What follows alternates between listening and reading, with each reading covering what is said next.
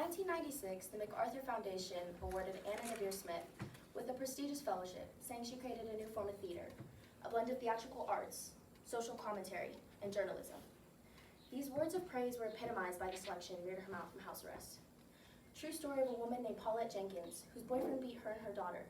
And one fearful night, he beat her daughter to death. Paulette shares her story with Anna Nevere Smith in an interview at the Maryland Correctional Institution for Women. This piece is brought to life on stage in the selection near to her mouth from house arrest.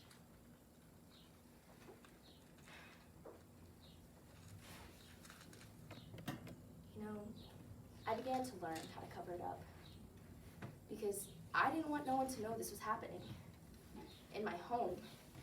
You know, I wanted everyone to think we were a normal family. And we had all the materialistic things, but that didn't make my children pain any less. That didn't change the fact that it was a nightmare. For my kids, it was a nightmare, and I failed them dramatically because I allowed this to continue on and on and on. And the night that she died, the night that my baby died, and the intensity that grew and grew and grew, until one night, we came home from getting drugs, and he got angry with Maisha, and he just started beating her. Just beating her. And he had a belt, and he would use a belt.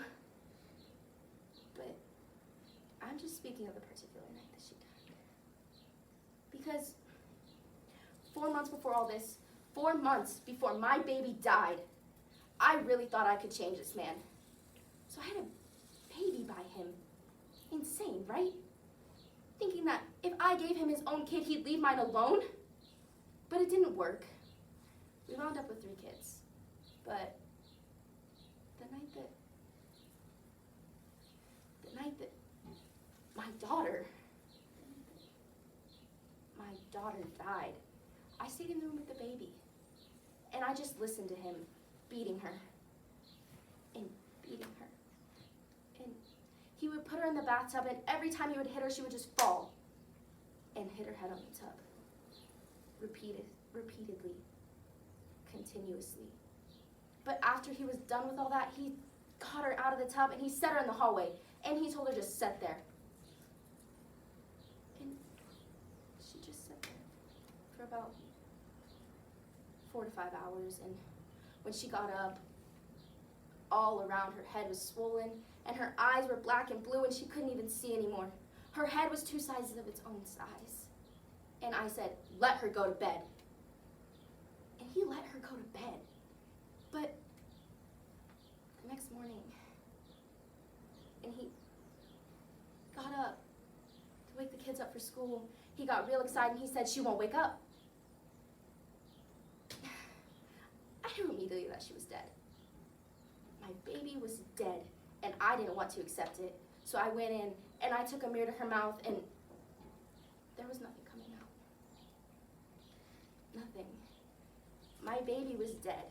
But he said, you gotta help me cover this up. We can't let nobody know. And I agreed. I agreed because it seemed like second nature to me. I had been keeping his secrets for years and years and years. So why not one more secret? Why not? So that day we went to the mall, and we told the security guards at the mall that we'd lost her. We didn't lose her. And we told the cops what she had been wearing when she went missing. And we went home. We got her dressed in that exact same thing. And I got the baby. We put her in the car. We drove out to I-95, and I was so petrified, and I was so numb. All I could do was stare out the rearview mirror. And he grabbed my baby in his arms and placed her right on the shoulder of the highway. My own child, I let that happen to. My own child, I let that happen to.